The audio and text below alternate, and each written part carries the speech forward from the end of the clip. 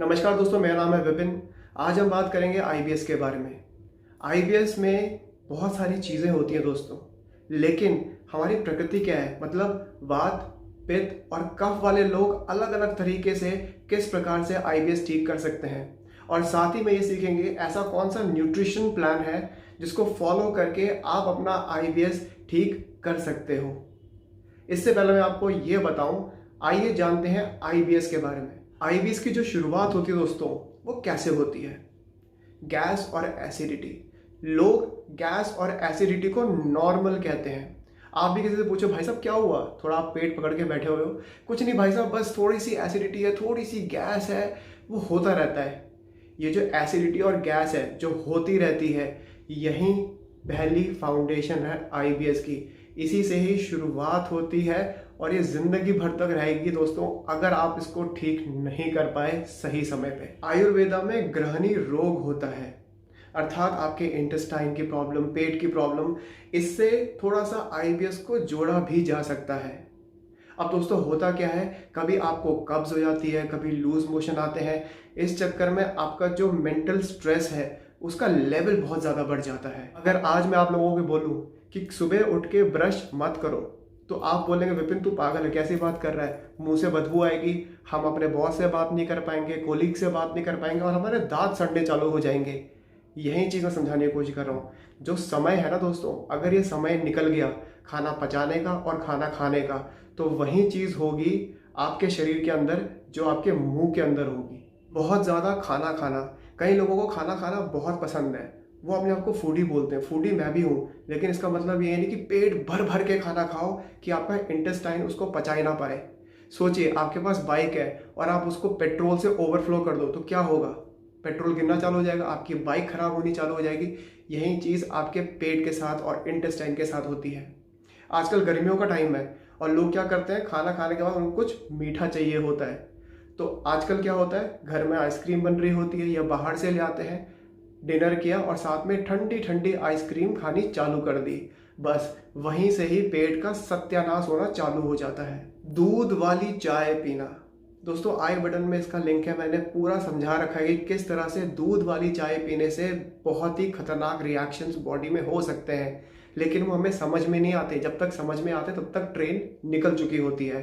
Same चीज़ आपके खाने पीने में होता है। वात, पित्त और कफ, तीनों को ये दूध वाली चाय खत्म कर देती है। और आपकी जो जठर अग्नि है, जठर अग्नि नहीं पता तो डाइजेस्टिव फायर, लिंक मैं डिस्क्रिप्शन में डाल दूंगा, इसकी वीडियो बनाई है।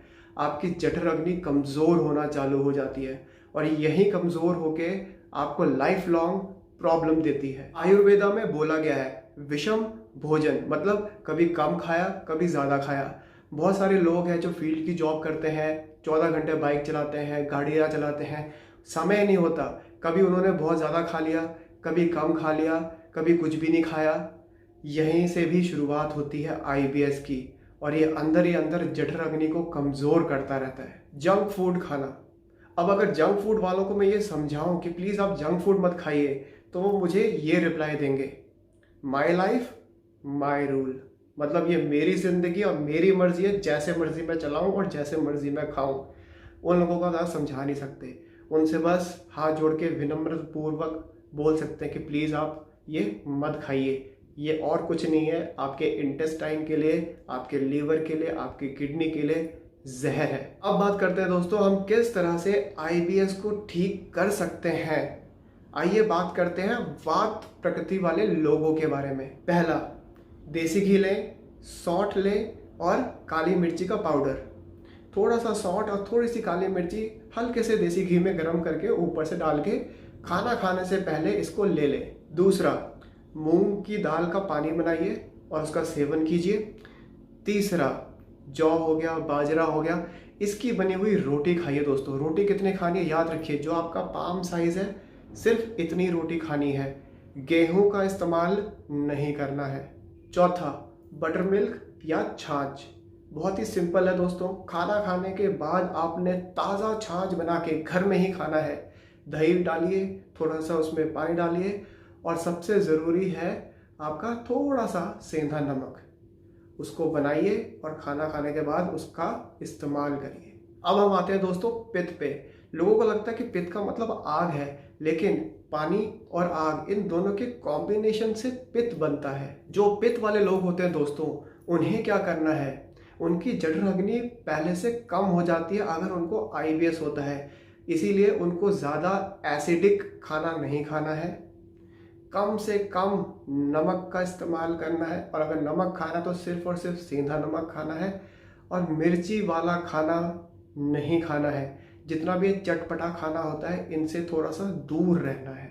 पहला, गिलोय का इस्तेमाल करना है। गिलोय आपको पार्क में मिल जाएगा। अगर आपको गिलोय की समझ नहीं है तो आप किसी भी आयुर्वेदिक सेंटर में जाके गिलोय ले लीजिए, उसको उबालिए, जब पानी आधा हो जाए तो उसको चाय की तरह सिप सिप लेके पीजिए।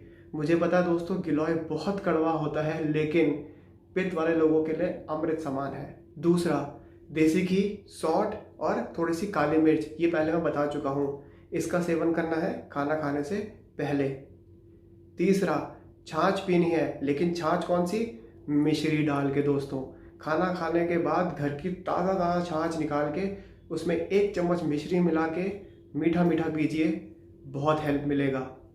चौथा और आखिरी, अनार का रस।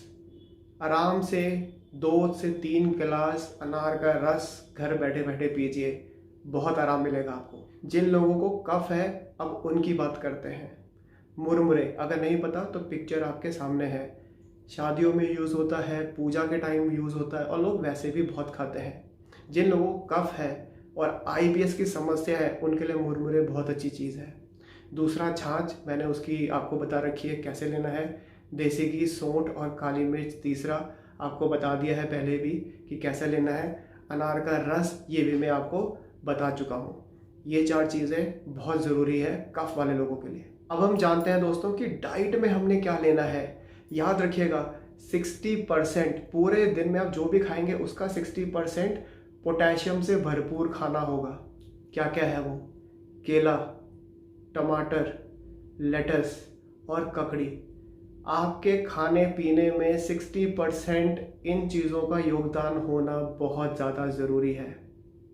इसके अलावा आपने क्या लेना है, पहले बता चुका हूँ, अनार का रस और मूली का रस। इसके साथ जितना भी ग्रीन जूस आप बना सकते हैं, या ग्रीन स्मूदी भी कहते हैं, जो भी हरी सब्जियां हैं सबको मिक्स करके उसकी स्मूदी निकाल दीजिए और उसका सेवन करिए।